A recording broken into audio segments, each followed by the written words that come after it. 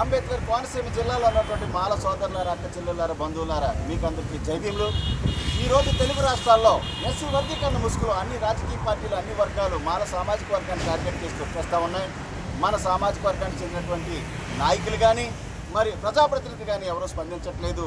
మన సామాజిక వర్గం ఉనికి ఈ రాష్ట్రంలో, అలాగే మన అంబేద్కర్ కోనసీమ జిల్లాలో ఉందా లేదా అనేటటువంటి డౌట్ కలుగుతూ ఉంది. కాబట్టి దీన్ని ఎదుర్కొనేందుకు గాను వచ్చే సోమవారం ఉదయం 10 గంటలకు అంబేద్కర్ కోనసీమ జిల్లా అమలాపురం కలెక్టర్ ఆఫీస్ వద్ద నేను వచ్చి నిరాహార దీక్ష చేయబోతా ఉన్నాను. మిత్రులారా, కోనసీమ జిల్లాలో ఉన్నటువంటి మాల మహానాడు కార్యకర్తలు, రాక్స్ కార్యకర్తలు, అలాగే మరి సానుభూతి పరులందరూ కూడా నా దగ్గరికి వచ్చి మద్దతు తెలపాల్సిందిగా మీకు అందరికీ విజ్ఞప్తి చేస్తూ ఉన్నాను. ఎందుకంటే మన ఉనికిని చూపించాల్సినటువంటి బాధ్యత, మన ఐక్యతను చూపించాల్సినటువంటి బాధ్యత మీ అందరిపై ఉంది. కాబట్టి వచ్చి మద్దతు తెలపండి.